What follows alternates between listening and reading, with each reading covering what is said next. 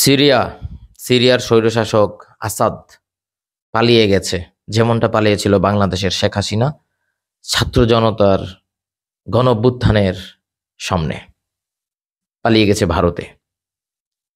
আসাদের যে রাজনৈতিক পার্টি বাথ পার্টি, সেই বাথ পার্টিকে পলিটিক্যালি অবাঞ্ছিত, বিলুপ্ত ঘোষণা করেছে এবং তাদের যে সংবিধান সেটা স্থগিত রেখেছে। যদিও বাংলাদেশের পরে সেখানে স্বৈরশাসকের বিদায় হয়েছে, কিন্তু বাংলাদেশে দেখেন, বাংলাদেশের স্বৈরশাসক হাসিনা এবং তার দল আওয়ামী লীগ, হাসিনা তো পালিয়ে গেছে, ৩০০ আসনের এমপি পালিয়ে গেছে, তাদের আত্মীয় স্বজন পালিয়ে গেছে, ৩০০ আসনের বলতে আরো, তবে কেউ কেউ ধরাও পড়েছে। এই যে হাসিনার ১৫-১৬ বছরে বাংলাদেশের মানুষজনের যে শোষণ, দমন, নিপীড়ন, বিশেষ করে অপোজিট রাজনৈতিক দলের, এই যে অন্তর্বর্তীকালীন সরকার গঠন হয়েছে, বিএনপি আছে, জামাত আছে, জাতীয় পার্টি কোনো সুযোগ পাচ্ছে না, তারপরেও কথা বলছে। আওয়ামী লীগ কথা বলছে, তারা হরতালের ঘোষণা দিচ্ছে।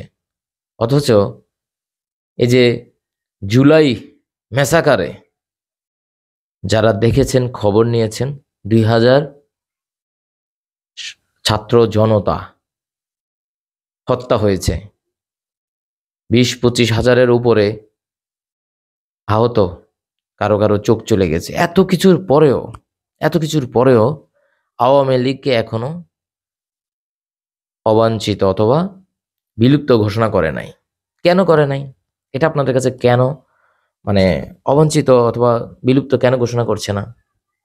আমার পার্সোনালি মনে হয় যেটা, আওয়ামী লীগকে জিয়ে রাখার জন্য বর্তমান প্রেক্ষাপটে কেউ কেউ কাজ করছে, পলিটিক্যালি জিয়ে রাখবে হয়তো, অথবা এমন হতে পারে সহানুভূতি দেখিয়েছে, বিনিময়ে আওয়ামী লীগ ক্ষমা চেয়েছে জনগণের কাছে।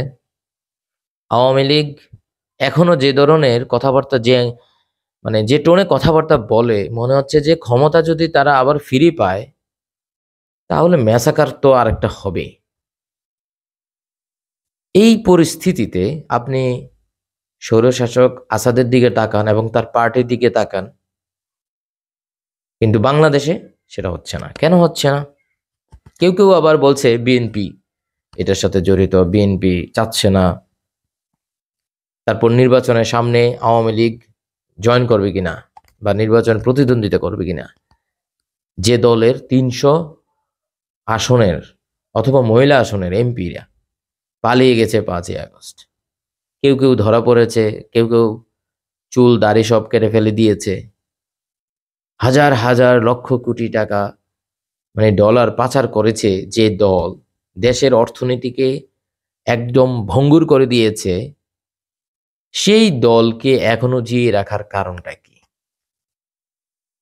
আপনাদের কাছে কি মনে হয় জানাবেন কমেন্টে।